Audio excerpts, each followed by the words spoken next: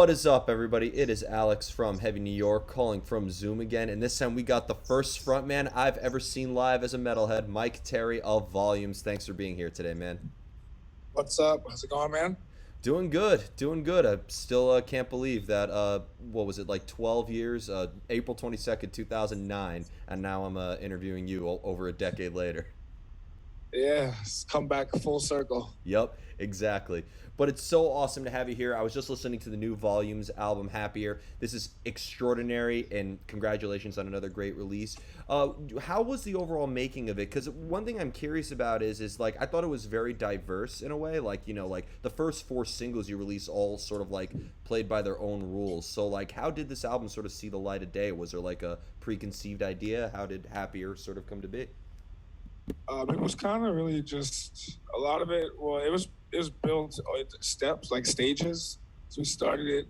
We started it at the end of 2018 because we were going to try and get it done. Or was it?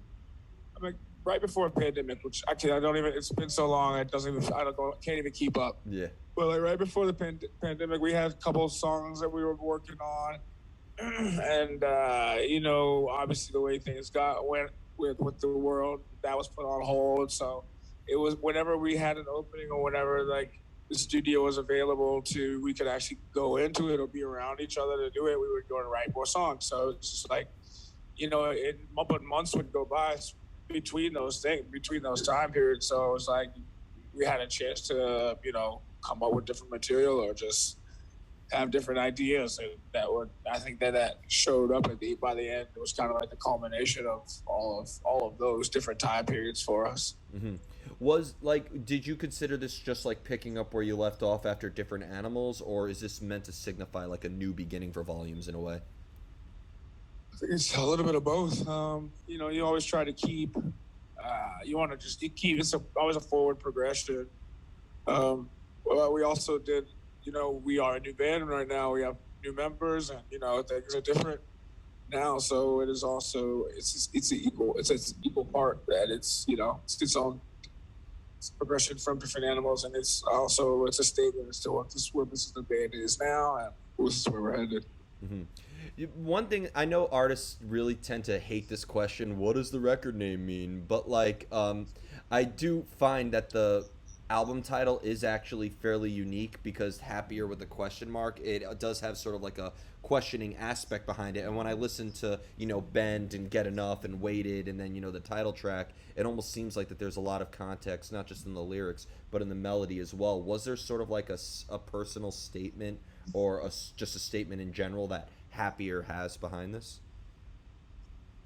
I mean, it's kind of. I think that it's like self-reflective. Like a lot of this album is a lot of like digging deep and coming to terms with things and acknowledging the way things are and whatnot. So, and that is I feel like you do ask yourselves a lot of questions when you're digging deep, and happier is one of those questions.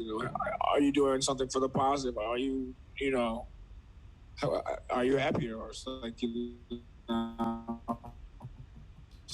uh, it's very open to interpretation where we were taken with it, or at least on some of the tracks rather. hmm have you always needed to hear music to come up with lyrics, or do you sometimes have lyrics in mind and that could help influence the direction of the sound? It just really depends. It depends on where I am personally. Sometimes, yeah, I like to hear the music first, but most of the time, like I do have like a lot of stuff that I already have written. So I'll hear music and I'll be like, oh, ooh, this feel like this word is being said, and I'll remember, oh, I have something with that word in there, and then I can like go and tweak it and like you know figure out if it fits or not. And that's kind of how it works for me. hmm Being that Volumes consists of two vocalists with you and Michael Barr, do you almost kind of like need to be in the same headspace in order to like make the song sound consistent or like make the lyrics sound consistent in a way? I think that's the kind of the cool thing about Michael and I is that it's very easy for one the other to snap in if the other person has the lead. so to speak. Like if he got an idea or like he knows like something where he wants to go, like he'll have like his whole idea mapped out, but he'll have spots where he'll be like, all right, you should go here, and then fill in those spots with this or vice versa. So I'm fortunate that we kind of feed off of each other. So to make it go. So I haven't really ever had a hard time getting into his headspace on a song at all. Yeah, it almost seems like though you have to relate to each other as well, right? Do you sometimes have like lyrics that are completely different from what he has? Not really. Not as much as you would think, man. Kind of. I mean, we both been through a lot of wild stuff, so it's easy to be empathetic to them, or be like, considerate of that. Of like, it's easy to remember how it feels, or to relate to it rather. I guess I should say it's easy to relate just because you've been through enough stuff that it's like something in your life can, bounce. You can bounce whatever he's talking about off of him, and then vice versa. You know what I mean? Yeah, definitely. Now, I did want to ask Yeah. this because, Bury or Dead, it's nothing personal. It's one of my personal favorite albums of all time, Thank and you, man. and you That's were awesome. and you were one of the first. You were the first band I ever saw touring off of that album cycle. I mean, just as a fanboy question in a way, like, what was the sort of mindset? Because it's nothing personal. When I listen to Broken Body or The Great Demonizer or Lakota or something like that, it almost seemed like that there was like almost. For lack of better words, a sort of like a depressing nature behind it. I was wondering what was in the headspace of that album in 2009. Yeah, I was a really upset young man back then. I was really angry. I was really depressed. So it just kind of that just came out. The life I was living back then was not at all anything that was had a positive, any kind of positive outlook on it. So I think that just what you are hearing is literally raw feeling Yeah, on both albums for sure. Yeah, yeah. Because you also did the self-titled before that, right, with Fever Dream and Sympathy yeah, Orchestra. mm-hmm. Yeah, but that had like Yeah. more aggression behind it. I thought like that was more angry driven. Yeah, I was super on fire back then. I was really I don't know why I was so upset. I was pissed. I got to listen to those albums now, and I'm just like, dude, man, somebody give this guy a hug, man. Tell him it's gonna be okay. Yeah. Well, I do think the Yeah, lyrics behind Fever Dream, I think, are some of the best. Like, be, between you and me, I play that every Mental Health Awareness Month. That's the first song I listen to because who that's am I? awesome, man. Who am I to express or complain that this is killing me? Like, who am I to express that? Because sometimes we feel that our problems aren't significant enough to express that. So I've just always thought that the lyrics to Fever Yeah, Dream was a very yeah. relatable I song. forgot about those lyrics, man. Yeah, at that time in my life, that's exactly how I felt. It was like I was going through stuff, but being a man, especially back then, when in 2009, we weren't. No one was really up on mental health back then. No one really cared, and so like writing those lyrics was my one way to be able to get that kind of a release. Sorry, man, it's loud. Um, so it was like a cry for help, basically. And I mean, it definitely came. It helped me get. It was cathartic to get me through that time period for sure. So it was. All those lyrics are very, very personal, very special. Like those ones are like 100%. I was going through all of Yeah. that. What you hear is exactly what you were getting. Well, there was something very sincere about it, and I think that's what made it so unique. Do you feel like you express yourself differently in volumes than you did with Bury Your Dead, or is there maybe like a similar creative mind frame that applied to both? Yeah, it's definitely a lot of this. It's different for sure. It's I've learned how to. It's not so much a crap out. It's not as desperate. I can like when I'm talking about things. It's not like I don't really know how to explain it. It doesn't feel like uh, as dire. Like I have to get this out. Like, oh my. I feel like I can like explain myself a little bit more and not have to be so aggressive with it. You know what I mean? Yeah. You don't have to like Yeah. destroy yourself for the sake of the art, right? Yeah, yeah. I can still get out how I feel without having to be so extreme, so hot. Yeah. Well, again, You initiated the first mosh pit I ever saw. I didn't know what a mosh pit was until you kicked into Sympathy Orchestra on that day. So, Yeah, that'll do it. That'll do yep, yep. it. That's Now, awesome, man. Thank you. yeah, of course. And you have multiple usages of your voice, I've noticed too, being both very melodic and aggressive. Do you almost feel like it is almost expressing, kind of a silly question, but it is almost kind of like expressing two different personalities with two different techniques? Kind of, for sure, man. And I think that especially in the beginning, back when the first Bury Dead album, when I wasn't singing as much, I just didn't know how to use that part of my voice, so I didn't have that as a tool to express myself.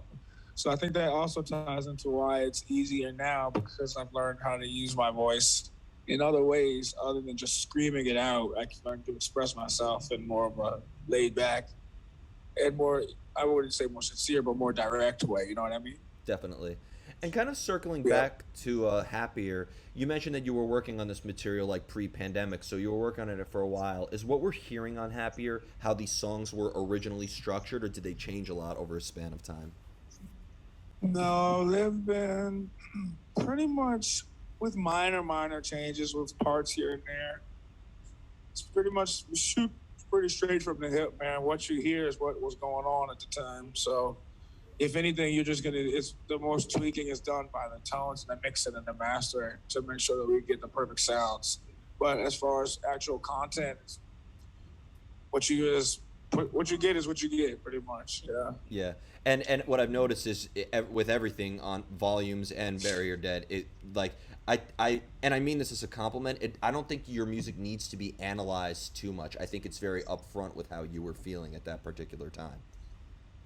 Yeah, exactly. I think so too. I want to be as direct and as straightforward, not trying to be too aloof. Give something that everyone can, vibe with and that can relate to. And I feel like if you pull punches, then you kind of lose that. You lose the ability to pull that off. So Yeah. we try and just go for it, go straight for the throat.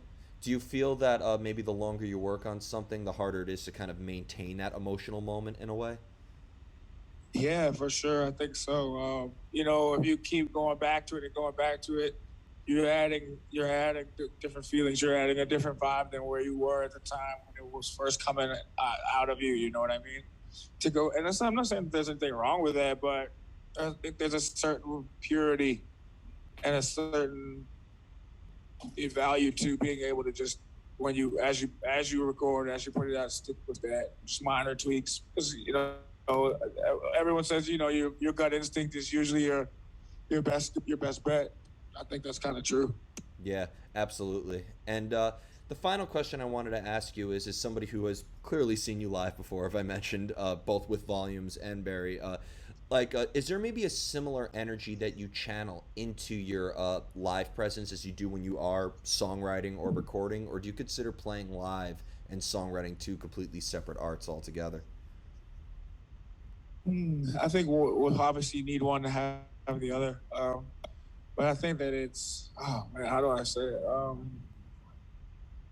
I don't know. I think it's the same. I think I turn into that same person, or I'm able to go to that same place because that's the place where I feel the most free, or like the most creative.